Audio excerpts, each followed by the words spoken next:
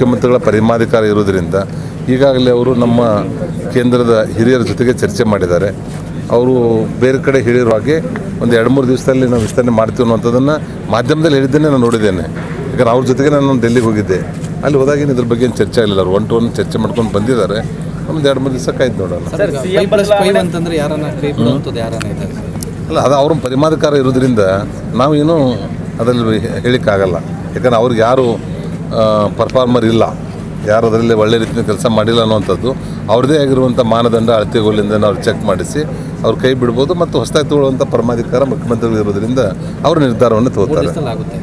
ಇಲ್ಲ, ಆಗಬಹುದು. ಅದರ ಟಿವಿದಲ್ಲೇ ನೋಡಿರುವಂಥ ವಿಷಯ ಅದು. ಸಿಎಂ ಬದಲಾವಣೆ ಊಹಾಪೋಹಗಳು ಜಾಸ್ತಿ ದಟ್ಟವಾಗಿ ಹರಿದಾಡ್ತಾ ಇದೆ. ನಿರಾಣಿ ಅವರು ಮೊದಲನೇ ಮುಂಚೂಣಿಯಲ್ಲಿದ್ದಾರೆ ರೇಸ್ನಲ್ಲಿ. ನೋಡಿ, ಸನ್ಮಾನ್ಯ ಬಸವರಾಜ ಬೊಮ್ಮಾಯಿ ಅವರು ಭಾಳ ಒಳ್ಳೆಯ ಆಡಳಿತನ ಕೊಡ್ತಾ ಇದ್ದಾರೆ. ಒಂದು ಒಳ್ಳೆಯ ಮುಖ್ಯಮಂತ್ರಿಗಳು.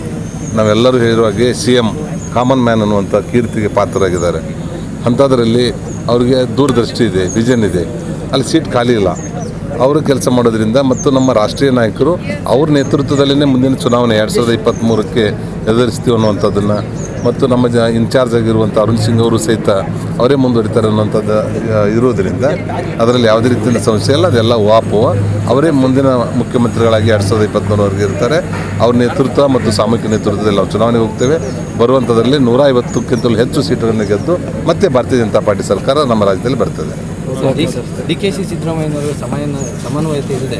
ರಮ್ಯ ಅವರು ಕೂಡ ಟ್ವೀಟ್ ನೋಡಿ, ಅವರು ಸಂಪುಟ ಪುನರಚನೆ ಮುಖ್ಯಮಂತ್ರಿಗಳ ಪರಿಮಾಧಿಕಾರ ಇರೋದರಿಂದ ಈಗಾಗಲೇ ಅವರು ನಮ್ಮ ಕೇಂದ್ರದ ಹಿರಿಯರ ಜೊತೆಗೆ ಚರ್ಚೆ ಮಾಡಿದ್ದಾರೆ.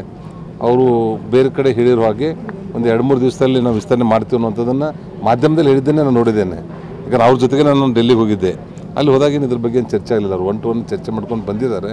ಒಂದು 2-3 ದಿವಸ ಕಾಯ್ದು ನೋಡೋಣ. ನೋಡಿ, ಅವ್ರದ್ದು ನ್ಯಾಷನಲ್ ಪಾರ್ಟಿ, ಇಬ್ಬರು ಹಿರಿಯರು. ಅವ್ರಿಗೆ ನಾವು ಮಾರ್ಗದರ್ಶನ ಮಾಡುವಂಥದ್ದು ಹೇಳುವಂಥದ್ದು ಏನಿಲ್ಲ. ಅವರು ಮತ್ತೆ ಅವ್ರು ಸರಿ ಮಾಡುವಂಥ ಶಕ್ತಿ ಆ ಪಕ್ಷದಲ್ಲಿದೆ.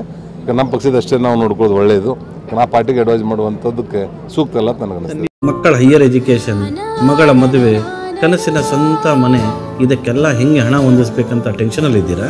ಟೆನ್ಷನ್ ಬಿಡಿ. ನೀವು ಅಡವಿಟ್ಟ ಚಿನ್ನವನ್ನ ಬಿಡಿಸಿ ನಿಮ್ಮಲ್ಲಿರೋ ಹಳೆ ಚಿನ್ನವನ್ನ ಇಂದಿನ ಆನ್ಲೈನ್ ರೇಟಿಗೆ ಕೊಂಡುಕೊಂಡು ತಕ್ಷಣ ನಿಮಗೆ ಬಾಕಿ ಹಣ ಕೊಡ್ತೀವಿ. ಹಿಂದೂಸ್ತಾನ್ ಗೋಲ್ಡ್ ಕಂಪನಿ, ಇದು ನಮ್ಮೆಲ್ಲರ ಕಂಪನಿ.